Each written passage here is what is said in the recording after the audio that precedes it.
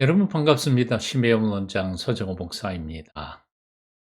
의사 누가의 신앙 안내서 9번째 시간에 오신 것을 환영합니다.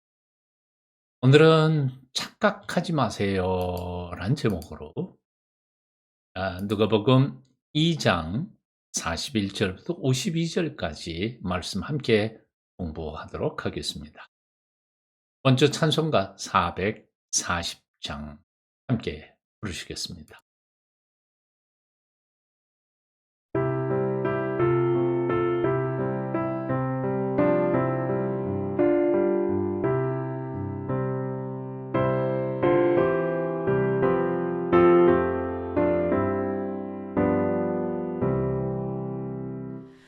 어디든지 예수 나를 이끌면 어디든지 예수 함께 가려네 예수 함께 아니 가면 나가고 예수님과 동행하면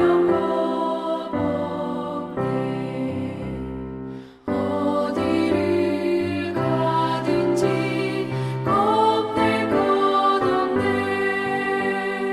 어디든지 예수 함께 가려네 세상 친구 모두 나를 떠나도 주와 동행하면 외로움 없겠네 가는 길이 위태하고 험해도 어디든지 예수 함께 가려네 어디를 가든지 겁낼 것 없네 어디든지 예수 함께 가려네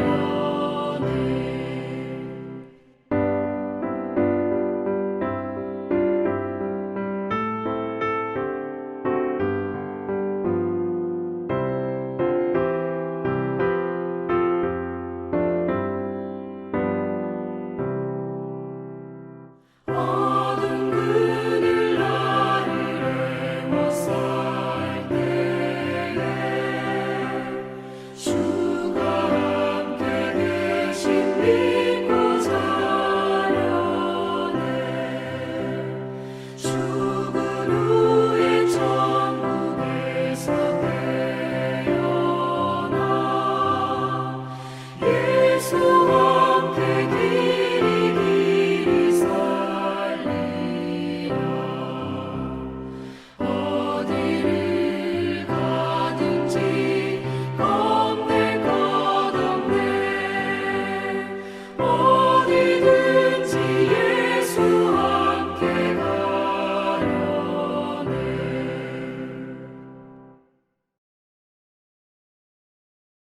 살아계신 주님을 찬양합니다. 오늘도 주님의 복된 이름 앞에 경배하오며 생명의 말씀을 사모하여 주님 앞에 엎드립니다. 말씀의 주인이신 주여, 그 생명의 말씀으로 오늘도 우리를 온전케 하여 주시옵소서. 예수님의 이름으로 기도합니다. 아멘.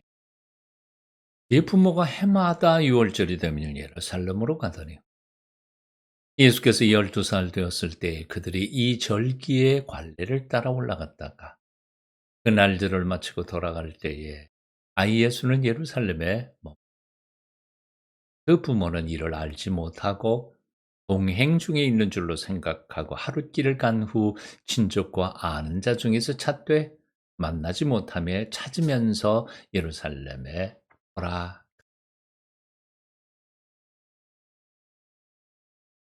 이제 이 본문 말씀을 왼쪽에 띄워드렸습니다. 보시면서 제 설명을 들으시면 도움이 되겠습니다. 41절에 그의 부모가 해마다 유월절이 되면 이라고 표현하고 있습니다. 유월절. 유월절과 함께 두 절기, 즉 유대인 남자들이 1년에 3번 예루살렘 성전에 올라가서 예배해야 할 절기가 있었죠. 유월절, 오순절, 그리고 장막절입니다. 출애굽기 23장 14절 이하에 보면 이 유월절을 무교절이라고도 표현을 하지요. 아시는 것처럼 400년 동안 애굽에 종살이하던 이스라엘 백성들이 장자 죽이는 재앙이 일어나던 그날 밤에 미처 밀가루에 누룩을 넣어서 부풀릴 수 있는 시간이 없었기 때문에 누룩을 넣지 않은 밀가루 떡을 먹는 절기. 고기와 함께 그 누룩을 넣지 않은 밀가루 떡을 먹는 것, 여기에서 유래된 것이 바로 무교절이죠. 그래서 무교절과 유월절은 같은 절기를 표현할 말. 이 유월절에서부터 50일이 지난 순이 열흘 순이니까요. 50일이 지난 절기를 오순절이라고 하기도 하고, 이때에 최초로 밀을 수확하기 때문에 맥추절이라고 표현하기도 합니다. 그런가 하면 1년 마지막 가을에 1년 동안의 농사를 다 추수하고 거두어 드리는 절기, 그래서 그것을 수장절이라 또는 장막절이라 그렇게 표현을 하게 됩니다. 유대인 남자라고 하면 바로 이 세 절기, 유월절, 무교절, 또 맥추절 또는 오순절, 수장절, 장막절, 이 세 절기에는 가능하면 예루살렘 성전에 올라서 하나님 앞에 얼굴을 비우며 예배하도록 의무화됐었습니다. 하지만 1세기 무렵에는 멀리 사는 유대인들은 유월절에만 참여하도록 자유롭게 했던 것 같습니다. 그리고 사실 이 절기들은 유대인 남자들에게 국한되는 것이었지만 1세기 때 율법 선생님이었던 힐렐이라고 하는 분은 여자들도 참여하도록 허락을 해야 한다고 가르치셨던 것이 사실입니다. 성경 속에 보면 여자임에도 불구하고 이런 절기에 꼬박꼬박 찾아갔던 사람들이 있습니다. 바로 사무엘상 1장 7절에 있는 한나가 이 절기마다 남편을 따라서 하나님의 성전에 가서 불임한 자신의 삶의 비극에 대하여 토로하면서 하나님 앞에 간구했던 모습, 경건한 모습을 본 것처럼 여기 요셉과 함께 더불어 예루살렘 성전으로 마리아도 올라가서 하나님 앞에 얼굴을 배우며 예배했던 경건한 여인의 모습으로 오늘 본문에서 기록되고 있음을 봅니다. 부모가 요셉만이 아니고 부모가 해마다 유월절이 되면 예루살렘으로 갔습니다. 42절 말씀 보면 예수께서 12살 되었을 때에라고 표현하고 있습니다. 이 12살이 굉장히 중요한 거죠. 12살이 유대인 남자들에게는 율법의 아들이 되는 시기입니다. 이때부터 비로소 율법을 제대로 공부하고 절기를 지키고 금식하면서 율법의 권위 아래서 살아가는 법을 배우는 시기가 됐기 때문에 그렇습니다. 보통 유대인 남자들은 6살 때 어머니의 지도를 통해서 신명기 6장 4절의 쉐마, 이스라엘아 들으라, 하나님 여호와는 오직 유일한 여호와이시니 너는 마음과 뜻과 힘을 다하여 내 하나님 여호와를 사랑하라. 이게 쉐마인데요.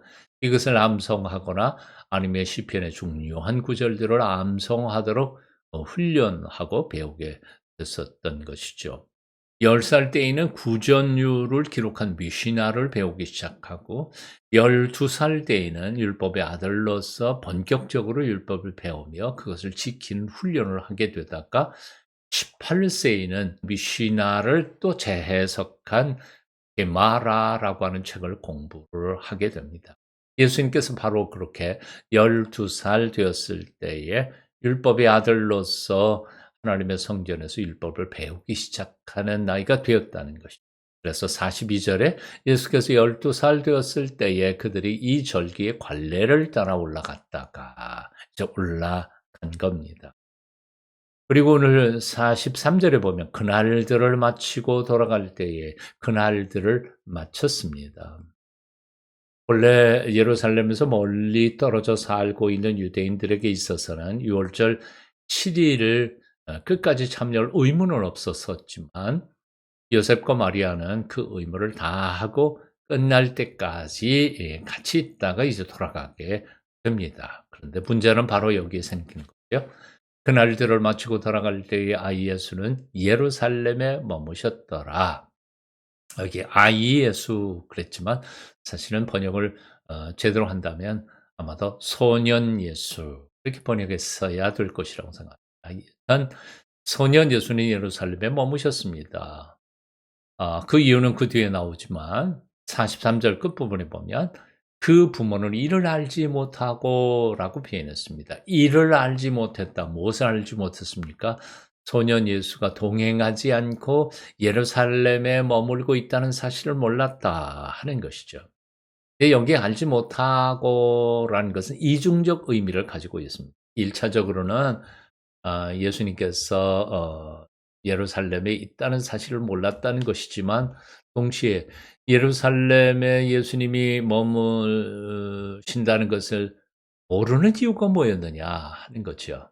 그러니까 아들이라고 생각해서 예수님에 대하여 그들이 잘 알고 있다고 생각해서 12살 보통 소년들처럼 이제 집에 갈 때다 그러니까 동네 친구들하고 함께 고향으로 돌아가는 그 무리 속에 함께 껴엄쳐서 가는 줄 알았었다는 거지요. 12살 소년 예수께서 무엇에 대하여 더 깊이 관심을 가졌고 꿈을 가졌고 그분의 사명은 무엇이었느냐 그거를 몰랐다는 거죠.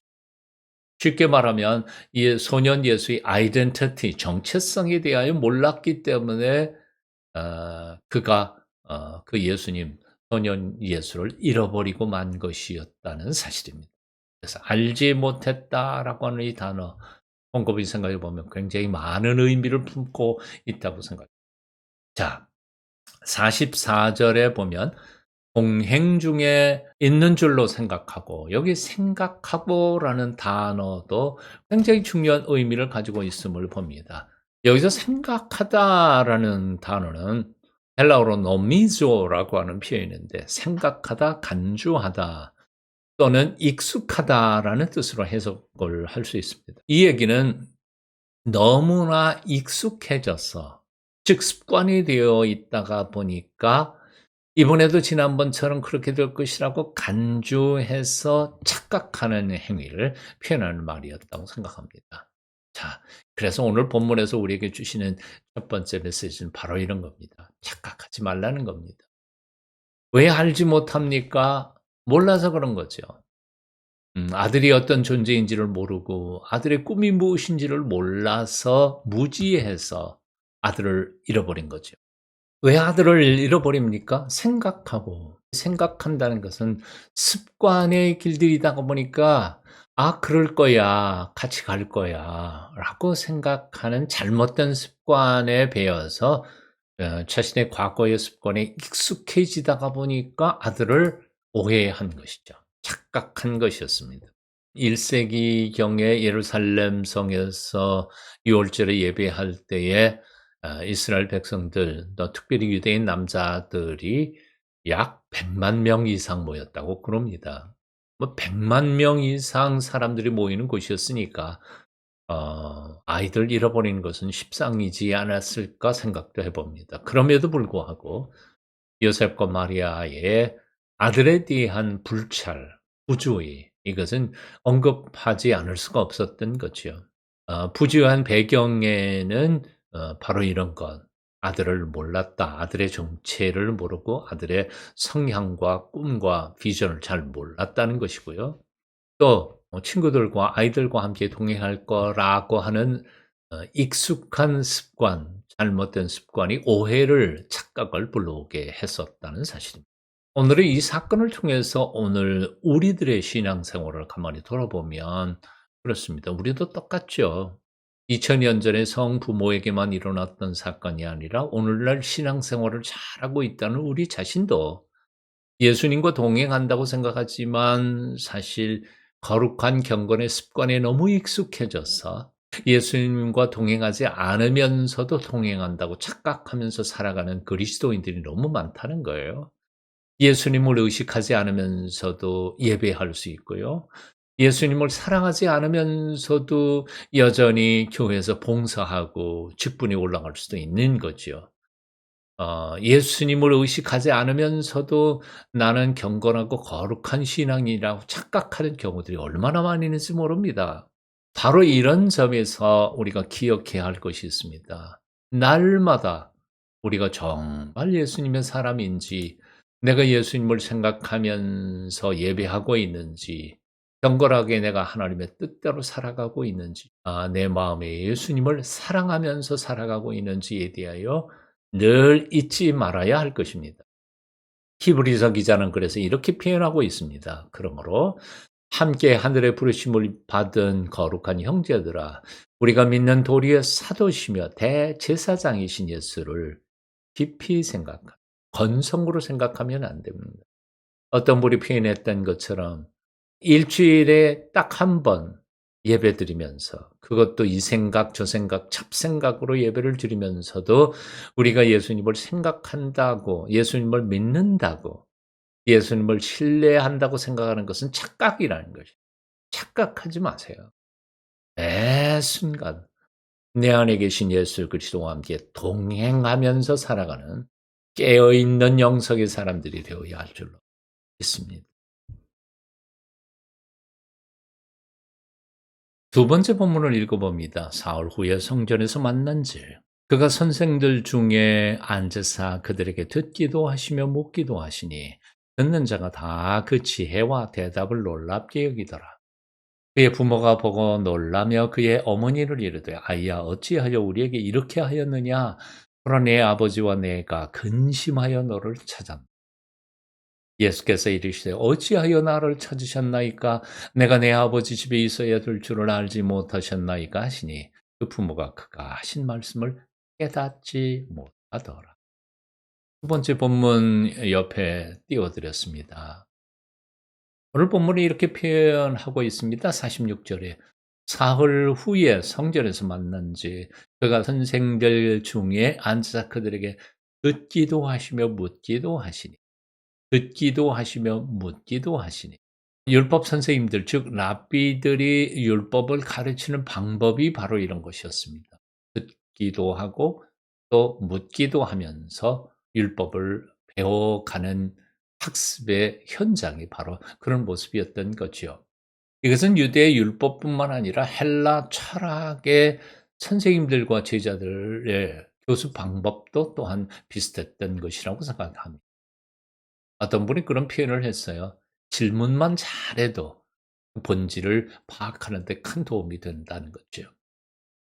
12살 소년 예수께서 그 해박한 평생을 율법을 공부했던 율법 선생님들과 나란히 앉아서 묻기도 하고 듣기도 하고 지혜를 말하기도 했다는 것, 놀라운 일이 아닐 수 없습니다.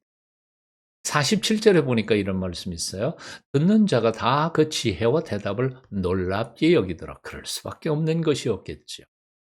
이게 듣는 자가 다 그 지혜, 12살 소년 예수의 지혜. 여기 지혜는 직역해서 표현한다면 이건 이해력이죠. 그러니까 평생을 율법을 배운 선생님들의 이야기를 묻기도 하고 대답도 하는 그 지혜뿐만 아니라 이해력을 보면서 12살 소년임에도 불구하고 지혜롭게 대답하는 것을 보면서 사람들이 높게 여겼다고 47절은 말씀하고 있습니다. 48절에 보면 놀랍게 여긴다는 말이 또 한 번 더 등장하는데요. 48절 그의 부모가 보고 놀라며 놀라는 두 부류가 있었습니다. 첫째는 군중들은 예수님의 지혜로운 대답과 질문 그리고 태도에 놀랐습니다. 하지만 그의 부모들은 그 아들 예수가 성전에서 율법 선생님들하고 대화하고 공부하는 그 모습에 놀랐다는 거죠. 여기 본문을 보면 또 대조되는 단어들이 몇 번 등장하고 있음을 봅니다. 48 절에 그의 부모가 보고 놀라며 그의 어머니를 이르되 아이야 어찌하여 우리에게 이렇게 하였느냐 보라 내 아버지와 내가 근심하여 너를 찾았노라 할 때 아이야 어찌하여라는 단어가 나오고요. 그런데 49 절에 보면 예수님께서도 이렇게 표현합니다. 예수께서 이르시되 "어찌하여 나를 찾으셨나이까?" 하고 "어찌하여"라는 단어가 두 번 등장하는데 하나는 마리아 어머니의 말로 또 하나는 소년 예수의 말로 "어찌하여, 어찌하여." 좀 초점이 다르죠. 또 그런가 하면 48 절에 "보라 내 아버지와"라고 표현하는데 49 절에 보면 "내가 내 아버지 집에"라고 표현하는 아버지라는 단어가 두 개 나오지만 그 대상은 다르죠. 여기 놀랐다는 말이 두 번 반복되면서 대조되었고요. 또 어찌하여라는 말이 두 번 반복되면서 또 대조를 이루고요. 내 아버지 반복되면서 또한 대조를 이루고 있음을 봅니다. 굉장히 중요한 의미를 우리에게 가르쳐 주고 있는데요. 자, 첫 번째부터 생각해 보면 마리아는 "아이야 어찌하여"라고 하면서 48 절에 "너를 근심하면서 찾았다."고 표현합니다. 그런데 소년 예수께서는 "어찌하여 나를 찾으셨나이까?" 하고 "알지 못하셨나이까?" 마리아와 요셉의 자기 자신의 정체성에 대한 무지에 대하여 표현하고 있음을 발견하게 됩니다. 자, 우리는 왜 근심하게 될까요? 왜 염려하게 될까요? 왜 우리는 전능하신 하나님을 아버지라고 부르면서도 이렇게 걱정하면서 인생을 주어진 삶을 살아가게 될까요? 이유는 간단합니다. 하나님을 온전히 알지 못해서 그런 거죠. 무지해서 그런 겁니다. 하나님을 알지 못해서 우리는 염려합니다. 하나님이 얼마나 전능하신지, 하나님이 우리를 얼마나 사랑하시는지, 하나님께서 우리를 향하여 가지고 계신 계획이 얼마나 놀랍고 우리가 꿈꾸는 것보다 훨씬 더 뛰어난 것임을 우리는 알지 못할 때 무지해서 우리는 염려하고 근심하고 걱정합니다. 마치 요셉과 마리아가 그 아들 소년 예수가 누구인지에 대하여 정확히 알지 못했기 때문에 그래서 엉뚱한 곳에서 찾고 또 잃어버리고 또 착각했던 것과 마찬가지라고 생각이 듭니다. 호세아 선지자는 이렇게 표현했습니다. 백성이 지식이 없음으로 망하는도다. 내가 지식을 버렸으니 나도 너를 버려 내 제사장이 되지 못하게 할 것이요. 내가 내 하나님의 율법을 잊었으니 나도 내 자녀들을 잊어버리리라 말씀했습니다. 자, 그런가 하면 두 번째로 우리가 염려하고 근심하고 걱정하는 이유가 있습니다. 그것은 하나님의 지식, 말씀에 대한 지식이 있음에도 불구하고 하나님의 말씀을 공부하고 믿는다 그러면서도 믿지 못하기 때문에 우리는 염려하고 근심할 때가 많습니다. 하나님의 말씀을 압니다. 약속도 압니다. 우리를 향하신 하나님의 계획이 놀랍다는 사실도 압니다. 그러나 믿지 않습니다. 이것이 우리로 하여금 염려하게 만들고 걱정하게 만드는 것이라고 생각합니다. 너희는 마음에 근심하지 말라. 하나님을 믿으니 또 나를 믿으라. 요한복음 14장 1절에서 주님께서는 그래서 그렇게 명령하고 말씀하고 계시는 것이죠. 소년 예수님은 눈에 보이지 않는 하나님 아버지를 선포하고 있었습니다. 이는 분명한 자기 정체성에 대한 고백이고 선언이었습니다. 소년 예수님은 이제 단지 요셉과 마리아의 아들임을 넘어서서 하늘아버지의 아들이고 실로 600여 년 전에 예언된 메시아 되심을 당당하게 스스로 선포하고 계시는 것입니다. 그런데도 그들은 눈앞에 보이는 12살짜리 아들만 보았기 때문에 그의 말씀의 의미와 뜻을 이해할 수가 없었습니다. 그래서 누가는 이렇게 적어놓고 있습니다. 50절 말씀, 그 부모가 그가 하신 말씀을 깨닫지 못하더라. 그 부모가 그가 하신 말씀을 깨닫지 못하더라. 소년 예수는 영적인 차원에서 말씀하셨고 부모들은 육적인 차원에서 이해하고 있었습니다. 그러니까 부모가 깨달을 수 없었던 것이지요. F.F. 브루스라고 하는 신학자는 이렇게 표현했습니다. 그들이 깨닫지 못한 것은 무리도 아니었을 것이다. 현재 우리들도 아직 완전히 깨닫지 못하고 있는 것이니까 옳은 말이라는 생각이 듭니다. 세 번째 문단 읽어봅니다. 예수께서 함께 내려가사 나사렛에 이르러 순종하여 받으시더라. 그 어머니는 이 모든 말을 마음에 드니라. 예수는 지혜와 키가 자라가며 하나님과 사람에게 더욱 사랑스러워 가시더라. 아멘. 부모들은 소년 예수님의 말을 이해할 수 없었습니다. 소년 예수는 부모님에게는 이해될 수 없는 그런 존재였습니다. 그럼에도 불구하고 소년 예수님은 자기를 이해하지 못하는 부모들과 함께 나사렛으로 내려가셔서 그분들을 17년 동안이나 30살, 31살 이제 공생애를 시작하기 전까지 그분들을 순종하며 받으셨다고 성경은 기록하고 있음을 봅니다. 예, 순종했습니다. 순종이란 뭘까요? 내 머리로는 이해할 수 없지만 부모님이 됐든 하나님이 됐든 그분의 말씀에 따르는 것, 이것이 바로 순종이지요. 순종의 핵심이 있습니다. 그것은 뭔가 하니 이해할 수 있든 없든 그 말씀 하시는 분을 신뢰하고 그분의 말씀에 따라가는 것, 이것이 순종의 핵심이죠. 여러분, 이해할 수 있는 것은 따르지만 이해할 수 없는 것은 따를 수 없다는 것은 진정한 순종이 아니라는 사실을 아십니까? 하나님의 말씀이 이해가 되면 따르고 이해가 안 되면 이해될 때까지 따르지 않겠다. 이것은 순종하는 모습이 아니죠. 아브라함이 75살에 하나님 여호와께서 그를 불러 고향 땅을 떠나라고 명령할 때 그는 갈 바를 알지 못하면서도 고향 땅을 떠나 하나님이 명령하시는 곳, 그것을 향하여 출발했었습니다.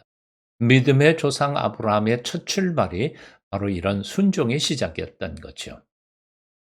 그런가 하면 창세기 22장에 보면 하나님께서는 100살에 나온 이삭을 모리아산에 가서 번제로 바쳐라. 번제, 익힐 번자, 불고기에서 바치라. 불 태워서 바치라는 뜻이거든요.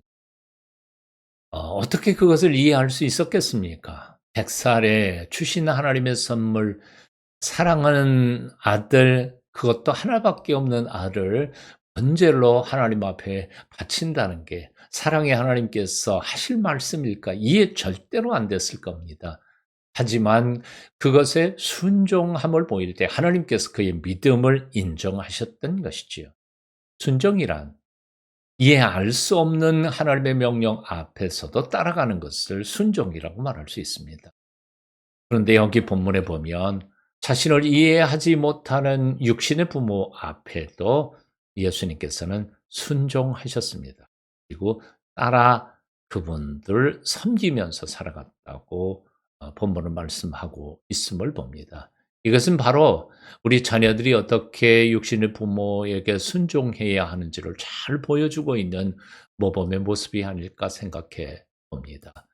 그냥 따라 행하는 것만이 아니라 섬겼다고 성경은 기록하고 있습니다. 그런가 하면 오늘 본문에 보면 예수님께서 52절에 지혜와 키가 자라며 하나님과 사람에게 더욱 사랑스러워 가셨다고 기록하고 있습니다. 그래서는 성숙해 갑니다. 두 가지로, 키로 그리고 지혜로. 지혜와 키는 바로 외면적인 육체의 모습과 내면적인 정신적, 영적의 모습이 함께 성숙해 갔다는 것이고요. 또한 사랑스러워 갔다는 것도 두 가지 방향으로 하나님께도 그리고 사람에게도 사랑스러워 갔다는 것이죠. 여기에서 중요한 것은 바로 균형이라는 겁니다. 그렇습니다. 몸만 튼튼해서는 안 됩니다. 지혜도 있어야 되고 머릿속에 지혜만이 아니라 하나님 앞에 영적인 거룩한 삶에도 자라가야 할 것입니다. 하나님만 잘 섬기는 것 아닙니다. 사람도 잘 섬겨야 합니다. 하나님과의 관계도 온전해야 되지만 사람과의 관계도 온전한 것, 이것이 신앙인의 가장 성숙한 모습이라고 말할 수 있습니다. 세상과는 짝하면서도 하나님과의 관계가 끊어지는 요즘 그리스도인들이 얼마나 많이 있습니까? 하나님을 섬긴다 그러면서 세상 사람들을 무시해버리는 그리스도인이 얼마나 많습니까? 밸런스, 균형이 중요합니다. 예수님께서는 그렇게 균형 있게 살아셨습니다. 이제 우리 자신의 삶을 돌아봤으면 좋겠습니다. 우리는 과연 균형 있는 신앙생활을 하고 있는지에 대하여 돌아보며 기도하며 헌신하는 귀한 시간이 되시기를 바랍니다. 더 깊은 묵상으로 들어가도록 하겠습니다.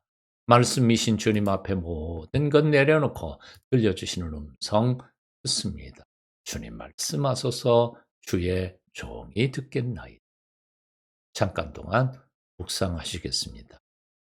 머릿속에 지나가는 모든 생각, 질문 다 내려놓고 입도 침묵하면서 오직 오늘 본문 말씀을 통해서 들려주시는 주님의 음성 조용히 듣습니다.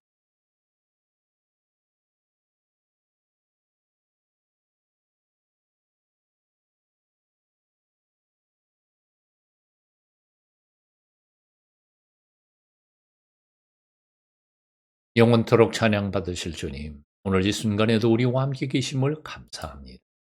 날마다 순간마다 주님과 함께 동행하는 깨어있는 영성의 사람 되도록 우리를 주시옵소서.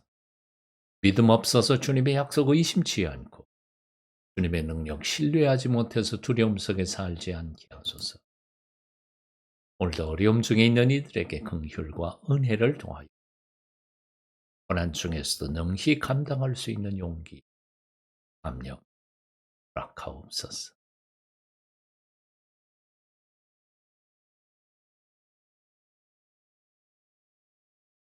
오늘 새롭게 깨달은 말씀이 있으면 적어놓습니다.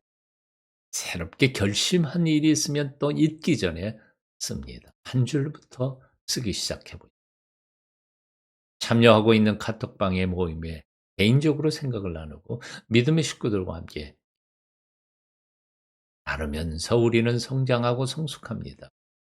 나누면서 우리는 서로 점검하고 함께 자라게 됩니다. 나눔은 선택이 아니라 수입니다.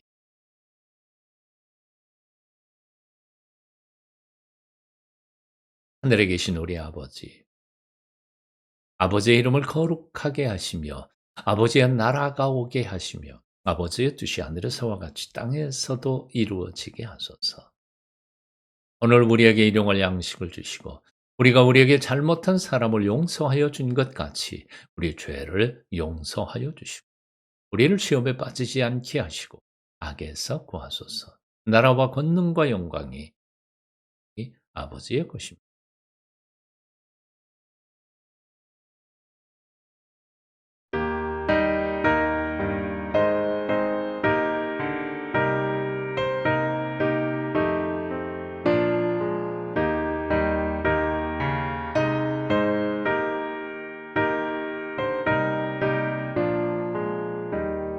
주와 같이 길 가는 것 즐거운 일 아닌가. 우리 주님 걸어가신 발자취를 밟겠네. 한 걸음 한 걸음 주 예수와 함께 날마다 우리 걸어가리. 어린아이 같은 우리 미련하고 약하나 주의 손에 이끌리어 생명길로 가겠네. 한 걸음 한 걸음 주 예수와 함께 날마다 우리 걸어가리.